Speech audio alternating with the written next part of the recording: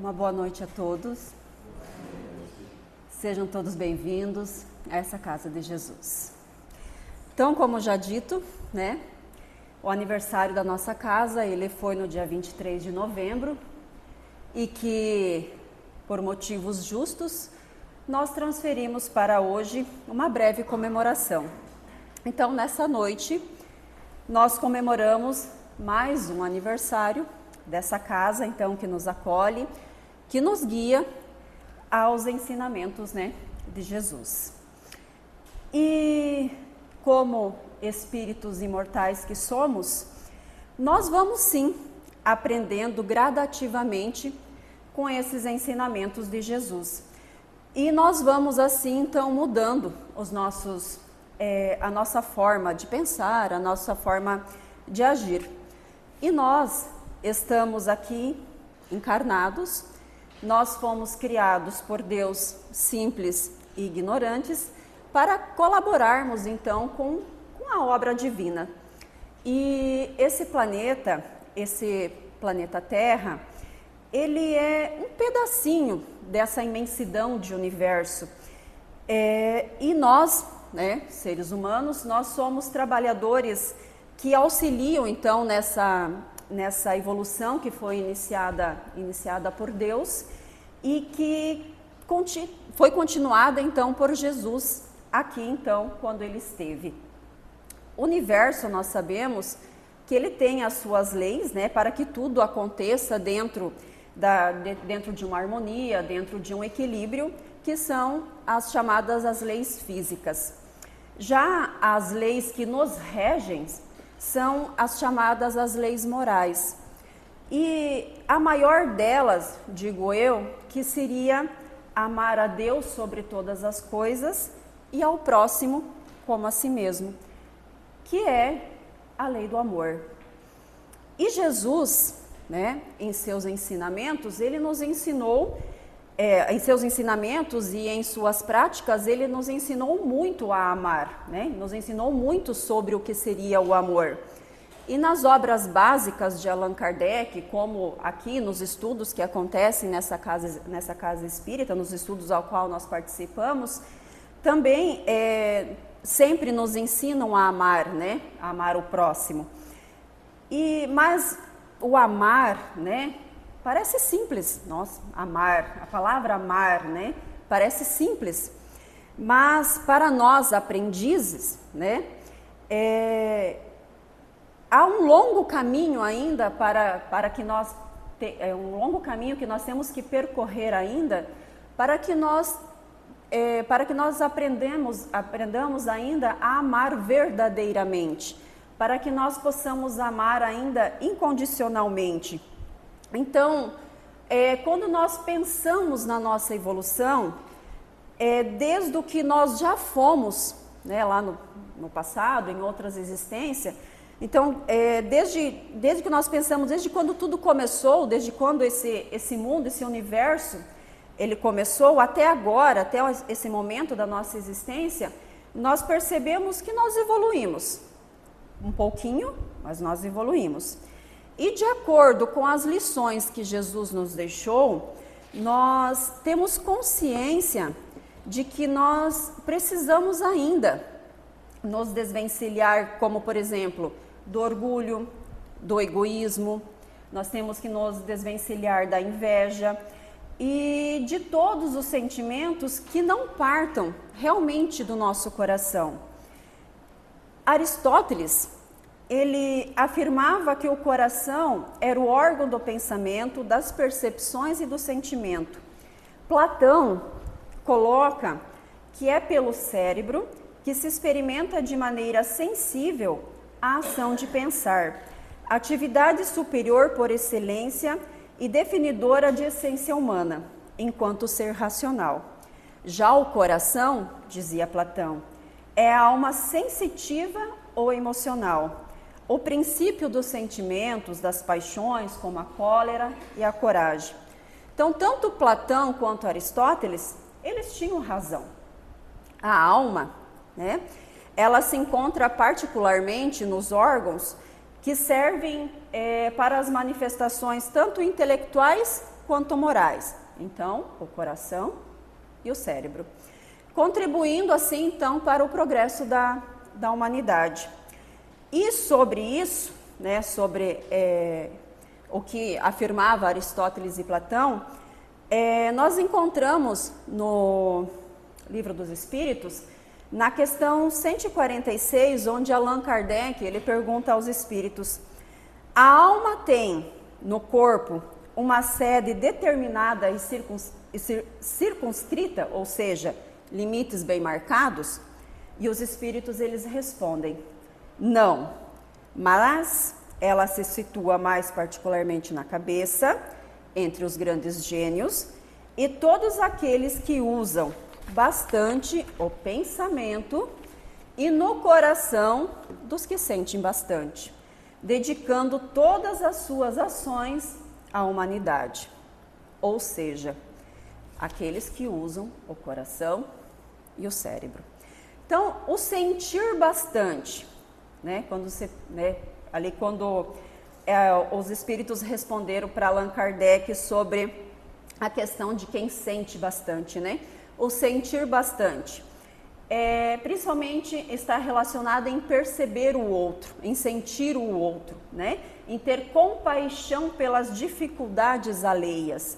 É ver o outro em um ser em evolução, assim como nós mesmos. Nós também temos que observar que nós somos seres em evolução.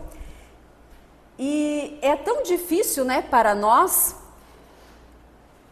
envoltos, né, nessa vida material, nessa correria do nosso dia a dia, a gente ter essa consciência, nessa correria, de que nós e o outro está tentando, né, que está tentando evoluir.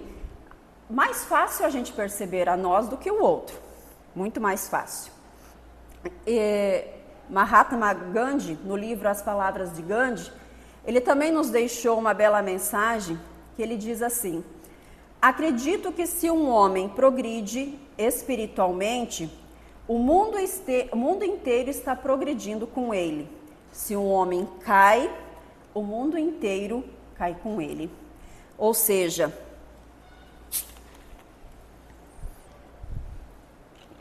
nós estamos interligados, eu, você, nós, e nós estamos evoluindo lado a lado. Querendo ou não, nós estamos aprendendo com os nossos erros. E também nós estamos aprendendo com a observação dos erros dos outros. Mas quando nós estamos aprendendo com o erro do outro, nós temos que entender que nós temos que aprender sem julgar, sem o julgamento, sem julgar os atos equivocados do nosso irmão.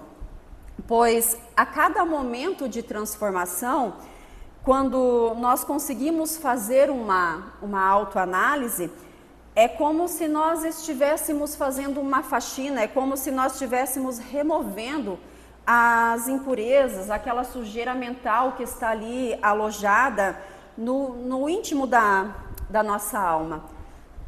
No capítulo 8, como também em Mateus, no capítulo 5, versículo 8, nós encontramos as palavras de Jesus: bem-aventurados os que têm puro o coração. E ainda no Evangelho segundo o Espiritismo, também no capítulo 8, no item 1, 2, 3 e 4, nos falam sobre a simplicidade e a pureza do coração. A palavra simplicidade, né, significa simplificar ou despojar. A palavra puro, ela vem da língua grega, né, professor? E tem a mesma raiz que a palavra catarse.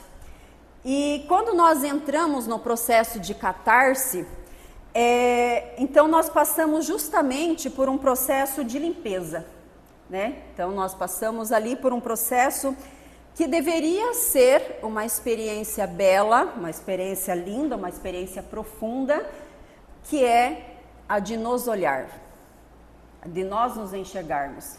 Mas nem sempre esse processo é algo fácil, é algo bonito, né? Porque quando a gente busca se olhar, a gente não encontra coisa tão bela que nós gostaríamos, né, que realmente fosse. Mas pensemos juntos. Quando nós nos analisamos, quando nós verificamos o que precisa ser modificado, já é meio caminho andado. Quando a gente consegue começar a agir, por exemplo, com calma, com leveza, tentando descomplicar as coisas, tentando resolver as coisas, quando nós estamos ali atingindo devagarinho o que a gente se propõe através do nosso autoexame, e claro, ali junto com os conhecimentos que a gente adquire, né, com os estudos, através daquilo que Jesus deixou para nós, já é um grande processo, né? Já é um grande passo. Ainda no capítulo 8 do Evangelho segundo o Espiritismo, no item 7, nós encontramos que a pureza de coração e a pureza de pensamentos, eles caminham juntos. Ou seja, só é puro de coração quem é puro de pensamento. Difícil, né? Difícil nós sermos totalmente puros de pensamento, né? Isso significa dizer que pureza é reflexo de um sentimento bom, é reflexo de um sentimento puro. Por isso a necessidade da gente sempre estar orando e vigiando. Nós precisamos cuidar dos nossos pensamentos como uma manifestação de amor que nós temos por nós mesmos e por nossos irmãos. Mas por que eu trouxe até aqui essa linha de raciocínio, essa linha de pensamento? Porque eu gostaria de introduzir nesse raciocínio Joana d'Arc, como o professor colocou no início, né, na prece inicial. Joana d'Arc, ela é um exemplo de um ser, de um espírito, ao qual foi designado por Deus, né, a vir a esse planeta com pensamentos puros, com leveza, com calma, onde procurou descomplicar e resolver situações, né? Joana d'Arc é o nome, então, que essa casa, né, leva com muito respeito e com muito amor. Então, incluir Joana d'Arc no tema ser espírita de coração é reconhecer o exemplo de alguém que viveu o espiritismo antes mesmo dele ser revelado por Allan Kardec. Joana d'Arc foi um espírito missionário cuja a sua fé, a sua coragem, a sua pureza de intenção expressam totalmente os princípios espíritas na sua forma mais sublime. Já nos disse Leon Denis de que a história de Joana é inesgotável mina de ensinamentos, cuja extensão total ainda não se mediu e de qual não se tirou ainda todo o partido desejável para a elevação das inteligências, para a penetração das leis superiores da alma do universo. Então, quanto ainda nós temos que explorar de Joana d'Arc? Sobre o que Joana d'Arc tem a nos ensinar? Nós, espíritas, não a veneramos como uma santa, mas sim, nós entendemos que Joana d'Arc, ela veio para cumprir um papel extremamente importante. Ela, Joana d'Arc, esteve aqui para cumprir um papel extremamente importante. Nós, né, conseguimos ver nela um espírito de grande luz, uma pessoa, um espírito que naquele momento viveu de forma intensa os ensinamentos de Cristo. Joana d'Arc foi uma pessoa que Deus enviou para nos mostrar que sim, que nós somos capazes de sermos melhores, pois, segundo o Espiritismo, espíritos superiores, eles reencarnam em momentos decisivos para que a humanidade possa, momentos decisivos da humanidade, para impulsionar o progresso moral e espiritual da Terra. Então, Joana d'Arc foi uma dessas almas. Joana d'Arc, ela foi encarregada de uma missão grandiosa, né, de libertar a França e de reaviver a fé daquele povo. Ela se colocou literalmente nas mãos de Deus, ouvindo e obedecendo aos espíritos superiores que a orientavam. E essas vozes, essas visões que eram relatadas por ela, são compreendidos então à luz do espiritismo como manifestações mediúnicas autênticas, e não alucinações ou mesmo ilusões como muitos julgavam na época. Joana d'Arc, ela tinha então desde criança, desde jovem, essa faculdade mediúnica. E então ela via e ouvia esses espíritos que a orientavam. Essas vozes, né, que a guiavam em sua missão demonstravam então um intercâmbio natural entre o mundo físico e o espiritual, que é um dos fundamentos, né, da doutrina espírita.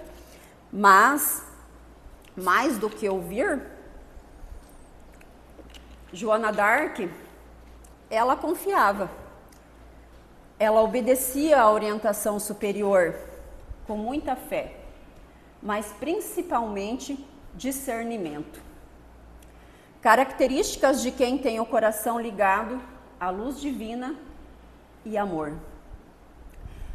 E mesmo cercada de incompreensões e perseguições, Joana d'Arc se manteve ali muito fiel, né, à sua missão. E ser espírita de coração é isso, seguir o chamado do bem, mesmo quando o mundo não entende. Joana d'Arc, ela não buscava glória, ela não buscava nem recompensa, apenas buscava cumprir a vontade de Deus. Joana d'Arc, ela foi exemplo de renúncia, foi exemplo de confiança para com as leis divinas. Joana d'Arc é um exemplo de fé, de pureza, de amor e de coragem. Ali no momento final, né, porque Joana d'Arc ela foi condenada à fogueira. Então ali diante da fogueira, ela se manteve na serenidade, na fé, sem ódio e sem revolta. Ela perdoou os seus algozes. Cabe aqui fazer um breve parêntese, porque se a gente não dá para fosse falar de toda a sua história, a gente ficaria horas, né? Mas só para a gente entender um pouquinho, Joana, em uma outra existência, né? Ela foi Judas Iscariotes. Então, assim, Judas, né? Ao qual então traiu Jesus ali por, né, profundo engano e ambição. E Jesus, olha só como que é o contexto, né? Por isso que a gente fala assim, toda ação tem sua reação, né? Então Judas, quando traiu Jesus, Jesus foi condenado à cruz e na cruz então Jesus se manteve o quê? Sereno na sua fé, perdoou seus algozes, né? Perdoou, né? Judas, inclusive, ajudou, né, ao resgate de Judas, sem ódio e sem revolta. Nessa existência, Joana d'Arc cumpriu seu papel, cumpriu a vontade de Deus, foi condenada à fogueira, se manteve serena, com fé, sem ódio, sem revolta, né? E pelas obras que a gente tem, acho que de Humberto de Campos, Chico Xavier, foi a última existência, né, que ela teve. E então, segundo nessas revelações espirituais que se encontram então nos livros de Humberto de Campos, quanto de Chico Xavier, Joana d'Arc então seria reconhecida como um espírito de luz, né? Que continuou então auxiliando a humanidade, inclusive inspirando corações dedicados à caridade, como o próprio Allan Kardec. Então, Joana, ela representa essa fé ativa, a coragem moral e o amor em ação, que são um dos principais pilares do Espiritismo. Fé ativa, coragem moral, amor em ação. Leon Denis ainda nos afirma que, nas horas de crise e de provação, a humanidade não fica abandonada a si mesma. E a vida de Joana é uma das manifestações mais brilhantes da providência divina da história. Fortíssima comunhão existe entre os dois planos da vida, visível e invisível. Joana não apenas acreditava, ela vivia realmente a fé. Ela não possuía uma instrução formal, mas ela era dotada de pureza. Ela era dotada de confiança absoluta em Deus. Ela acreditava em Deus. Ela conduziu exércitos. Ela enfrentou julgamentos injustos, mas sem se desviar da sua missão. E para o Espiritismo, isso mostra um espírito de elevada hierarquia, consciente que a vida aqui na Terra é apenas uma passagem e que a verdadeira vitória é a nossa própria consciência. Então, o Espiritismo ensina que o sofrimento, quando aceito com resignação e amor, ele se transforma em uma luz redentora. E Joana d'Arc é um dos maiores símbolos dessa verdade. Por isso que na visão espírita, Joana d'Arc além de ser uma heroína francesa, é um símbolo de fé ativa, de coragem moral, de fidelidade a Deus e a Cristo. E o seu exemplo, O seu exemplo nos convida a viver o Evangelho com o coração, com fé, mesmo nos momentos mais difíceis da nossa existência. Joana d'Arc, ela foi médium da fé, ela foi missionária do amor, ela foi mártir da verdade. Ela viveu antes do Espiritismo, mas com certeza o Espiritismo viveu nela. Então, assim, eu posso afirmar que ter Joana d'Arc como exemplo, ser espírita de coração, vai muito além do que conhecer os ensinamentos da doutrina espírita. É viver o Espiritismo no seu íntimo, deixando que ele transforme os sentimentos, os pensamentos, as nossas atitudes do nosso dia a dia. Então, nós podemos entender assim, que ser espírita de coração é sentir, não apenas saber. É acolher os princípios da reencarnação, da caridade, do amor ao próximo e traduzir isso em gestos simples como a paciência, a tolerância, o perdão, o esforço diário de nós nos melhorarmos. Ser espírita de coração é buscar o autoconhecimento. O verdadeiro espírita sabe que o Evangelho é um espelho. E isso mostra, o Evangelho nos mostra aonde nós precisamos mudar, aonde nós precisamos crescer. E ser espírita de coração é olhar para dentro e trabalhar essas imperfeições. Trabalhar isso com humildade, reconhecendo que nós temos que buscar aprendizado. Por isso que tem uma frase que diz como é que é? Ser espírita não é para quem quer, é para quem aguenta, É nesse sentido. Ser espírita de coração é agir com coerência. Kardec, ele nos escreveu que o verdadeiro espírita é reconhecido pela sua transformação moral e pelos esforços que faz para dominar as suas más inclinações. Ou seja, não se trata de perfeição, mas do esforço sincero que faz para viver o Evangelho, para viver aquilo que se crê. Ser espírita de coração é viver a caridade. Não apenas a caridade material, mas a caridade moral. O que seria essa caridade moral? A compreensão, o silêncio diante da ofensa, o consolo a quem sofre, a palavra que eleva. Ser espírita de coração é confiar em Deus e nas leis divinas. Mesmo nas dores e nos desafios, o espírita de coração reconhece que há um propósito maior e entrega-se com fé e serenidade, sabendo que nada é por acaso. Em resumo, ser espírita de coração é viver como Joana d'Arc viveu. Com fé inabalável, coragem diante da dor e amor a Deus acima de tudo. E para finalizarmos, eu gostaria de agradecer imensamente a Dona Tere, imensamente ao professor Bosco, pela luta em manter essa casa, porque nós sabemos que, infelizmente, ainda o preconceito se faz muito presente, né? Onde muitos ainda julgam sem conhecer, pois é uma casa onde a gente traz Jesus, né? Traz Deus, traz o Evangelho.